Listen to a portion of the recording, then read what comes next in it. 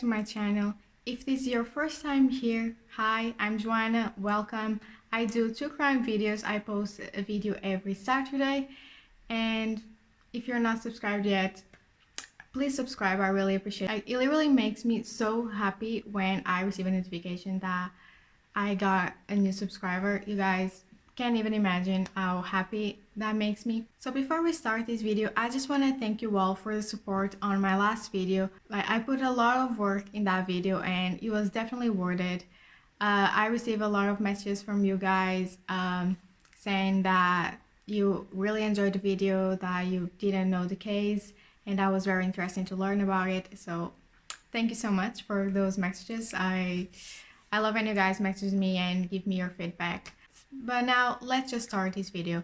Today we're going to talk about Lizzie Borden, and this case took place in the United States, and I know I said in one of my videos that I'm focusing my channel in European and Portuguese cases, but actually my exam started this week, and I don't know, like, school is my first priority right now, and I didn't have a case planned for this week. I'm preparing a video that I hope I can upload next week. I still haven't finished the research for that video, so I couldn't film it this week as I was planning. But one of you suggested this case and I looked into it, and it seemed to be like a smaller case. So that's why today I'm going to talk about a case that happened in the United States. And I actually never heard about this case, so I don't know if there's a lot of other YouTubers that cover it. So yeah, I'm going to talk about it. Lizzie Borden was born on July 19 of 1860 in Fall River in Massachusetts, and her parents were Sarah Anthony and Andrew Borden, and she also had a sister named Emma. Andrew was a descendant of a very wealthy family, and he owned commercial properties and was a part of the presidencies of some banks and financial institutions.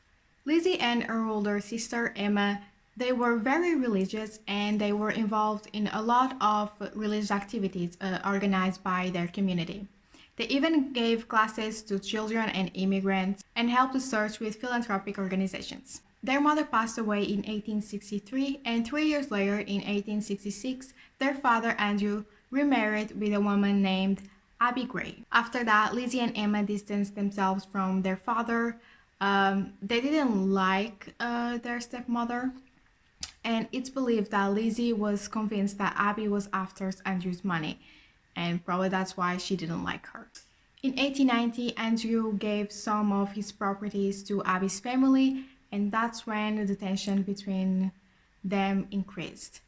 If Abby and Emma didn't like their stepmom, now they absolutely hate her. On August 3rd of 1892, John Morse, who was Lizzie's uncle from her mother's side, he visited the family to talk to Andrew about the businesses, and he was invited to spend the night there, so he did. And this only increased the tension even more in that house. In the next morning, August 4th of 1892, the maid, Bridget Sullivan, was cleaning the windows upstairs when she heard Lizzie calling her from downstairs, telling that someone had came in and killed her father. Then Bridget and Lizzie ran to the second floor and found Abby's body. The two had been murdered by violent blows from the same weapon, a heavy, sharp object. Abby was the first to be killed. She died between 9 and 10:30 a.m. Abby went upstairs to clean the guest bedroom where John had spent the night, and according to investigation, she was hit on the head right up over here, and then she fell on the floor. After that, she was attacked 17 times on the back of her head. While this was happening, John and Andrew were at the city together. When they returned home, for some reason, Andrew's keys failed to open the door, so he knocked, and Bridget went to unlock the door for him. And Bridget says that when she was doing this, when she opened the door to Andrew, she heard Lizzie laugh from upstairs. And this was something very significant because by this time, Abby would have already been dead. But Lizzie denied all of this, and when she was asked by her father where Abby was, she said that a messenger had delivered Abby a summons to visit a sick friend. Then Andrew decided to take a nap on the couch, and while he was sleeping, he was attacked 11 times. And while he was being attacked, Bridget was on the third floor cleaning the windows, so she had no idea what was happening downstairs. And it was after this that Lizzie called her saying that someone had came in and killed her father, and then they found Abby's body. During the investigation, police found in the basement of the house two axes, two hatchets, and one hatchet with a broken handle, which they considered a possible murder weapon. The analysis of the last tool concluded that the handle had been cut because it was dirty with blood. However, the murder weapon was never confirmed. 2 days after the murders, Lizzie was seen destroying one of her blue dresses. She says that she wanted to burn it because it was spilled with paint. Witnesses claim that Lizzie was wearing that same dress on the day of the murders, and the dress was most likely covered with blood, and that's why she wanted to get rid of it. But there's other testimonies that contradict this fact, which has never been proven. By this time, Lizzie was their prime suspect, and she actually went to trial. The trial began on June 5th of 1893, and Lizzie was very calm and gave weird and contradictory answers when she was asked what happened in the morning of the murders. Although investigators were convinced that she was guilty, they had no evidence that connected her to the murders.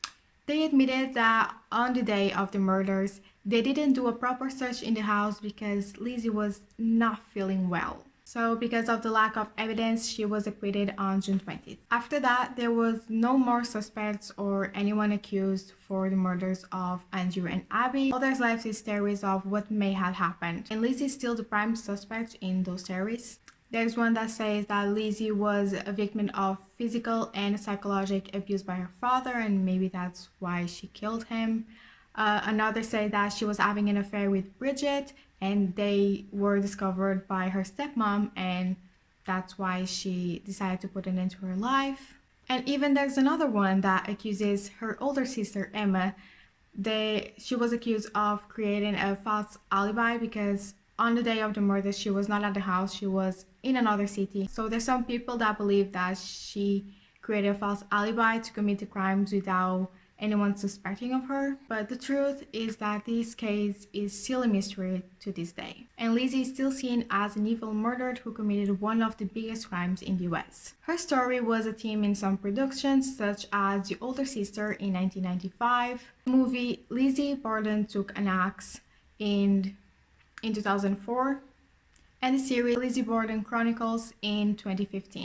In 1996, the Borden's family house was transformed into a small hotel that is still open today, and in some days the hotel works as a museum. And that's all we have for this case. I know this video was shorter, but as I said in the beginning, I've just started my exams in college and school is now my priority. So I'm preparing a video that I hope I'm able to upload next week. If I'm able to finish the research and find time to film it and edit it, next week's video will be longer, but I still hope you guys enjoyed this video. And before I leave, I just want to talk about a small vegan printing company in London that is called Atch Print. I don't know if I pronounced that right, but I'll put their Instagram username right here, and they also have a website. You can go check them out. I'll put in the descriptions, and also their Instagram, it will be linked in the description too, but I'll put it here on the screen. They have some really cute products. I'll put some pictures right here on the screen. You should definitely go check them out. They have some like Christmas gift cards. Like, we're getting very close to Christmas. You guys should definitely check their Instagram and their website because they have some really good stuff.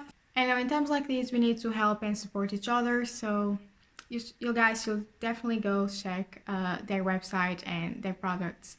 So yeah, and if you enjoyed this video, don't forget to give it a like so I know that you enjoyed it, and also comment down below your thoughts on this case. And if you have a certain case that you want me to talk about, you can reach out to me in the comments or through my Instagram and my Twitter. That will be linked down below.